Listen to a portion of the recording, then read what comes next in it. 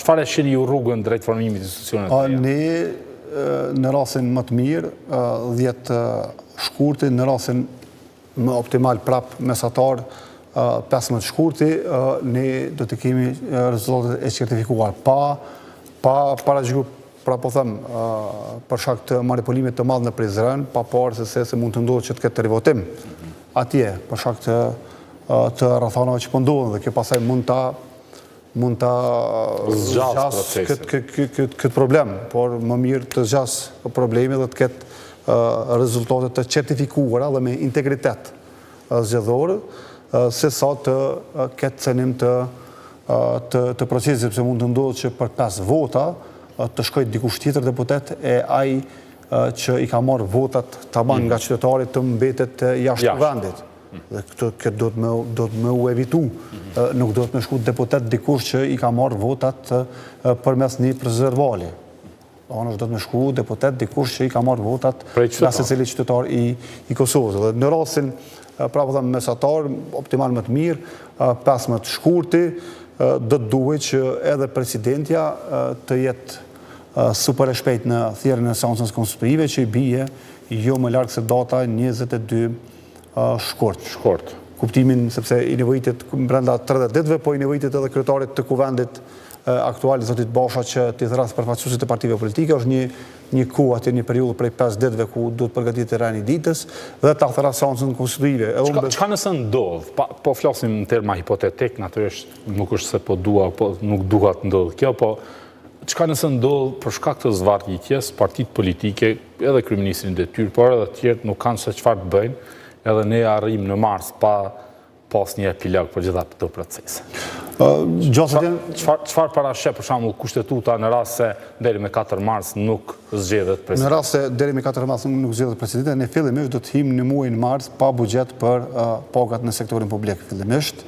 E dyta do të hym pa buxhetin për komunat në veri të vendit, do të hym pa buxhet për në nivelin qendror për projektet infrastrukturore, mjedisore, ujore, kapitale të tjera të cilat me ligjin për ndarjet buxhetore fillojnë. Do të hym në muajin mars edhe pa pagën e 13 për punëtorët e sektorit publik, siç është premtuar nga Lëvizja Vendosur që është partia fituese dhe me mungesë të një mori marrëveshjes, ose marrëveshje për planin e rritjes me Bankun Botëror e të tjerë.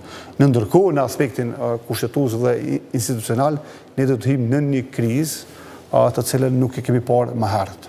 Domthonë, hym në situatën kur nuk e dim se a shkojmë në zgjedhje si pasojë e mungesës. Po pra nuk ka qartësi nëse shkojmë në zgjedhje në mënyrë automatike? Aktualisht nuk ka në kushtetutë që shkruan dikun se mungesa e presidentes ose e presidentit, mungesa e zgjedhjes së presidentit para datës 4 mars, në këtë rast 30 ditë para përfundimit të mandatit të saj, se vendin e çon në zgjedhje. Ka interpretime të ndryshme, por që vendi shkon automatikisht në zgjedhje se kështu, po nuk shkruan dikun në kushtetutë, përveç rastit kur thotë që nëse në rast të nisjes së procedurës së zgjedhjes së presidentit, brenda 60 ditëve nuk arrit të zgjedhjet presidenti, ku vendi shpërndahet.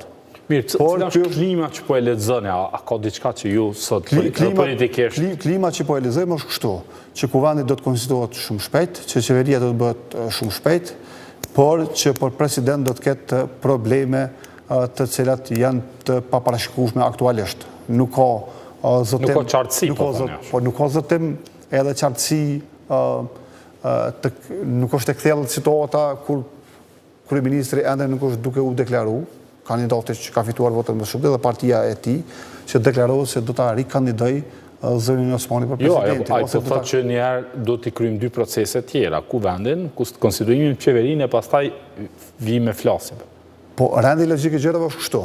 Kuvendi, qeveria, ligji për ndarjet buxhetore, marrëveshjet ndërkombëtare, buxheti për RTK-n, buxheti për 4 komunat, marrëveshja me Bankun Botëror edhe institutit e presidentit. Këto që e përmenda deri më tani, pa përfshi presidentin, mund të bëhen për 4 deri në 5 ditë. Sepse ligji për ndarjet buxhetore ka në kushte normale, po marrëveshjet ndërkombëtare janë të gatshme. Të gatshme, to vetëm duhet të ratifikohen. Vetëm duhet të ratifikohen, të përcjellen nga qeveria për miratim. Nuk ka nevojë ato për konsultime publike e gjërat e tjera.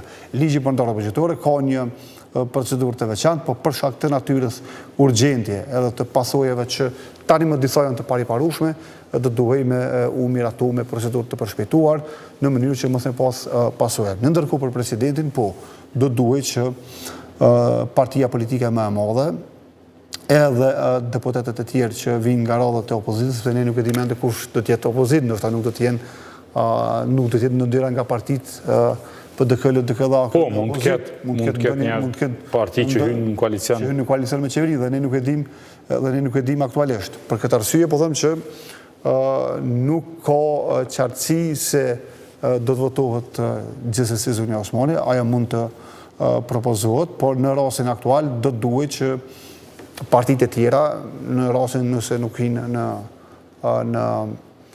qeveri, do duhet që ti bënin nënshkrimet bashkë, konsensual, për shembull. Le ti bëjnë nënshkrimet bashkë në mënyrë që të ketë një garë më të drejtë, sepse aktualisht, ose deri më tani që ka ndodhur me presidentin, ka qenë një president që është dashur të bëj një kandidat që është dashur gjithçysh të bëhet president, në rastin e kaluar Vjosa Osmani, në rastin paraprak zoti Thaçi, po kandidati tjetër gjithatë ka qenë formal.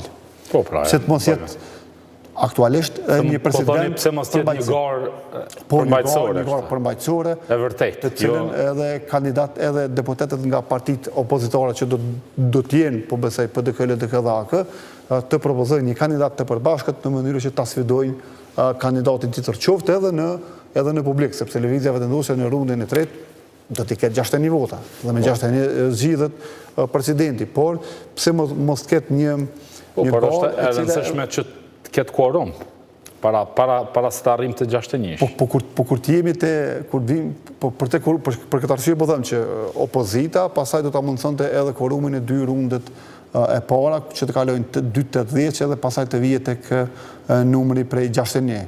Por opozita do duhet ta kishte një emën të përbashkët për kandidatin për president, në bazë të kritereve edhe vlerave dhe tipareve që ata mund të besojnë që ai ti marrë votat në seancën për zgjedhjen e presidentit. Aktualisht nuk ka. Vetëvendosja nuk tregon se ato të jetë me një mend për Zonin Osmani për rikandidimin e saj.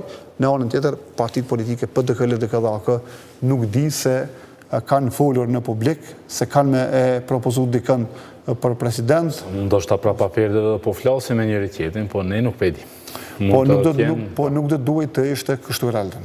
Do duhet që ato parti, sepse Kosova ka personalitetet të shquara, të cilet do të mund ta merren në nënshkrimin e deputetëve të PDK-s, LDK-s dhe AK-s. Në ndërkohë lëvizjeve vendosje ende nuk i ka bërë të ditur, por në rast se është për Zonin Osmani dhe ajo do duhet ta bënte të ditur në mënyrë që mos vije puna që të kemi kandidat një ditë para seancës. Për Zonin Osmani e kemi ditur që në fushat.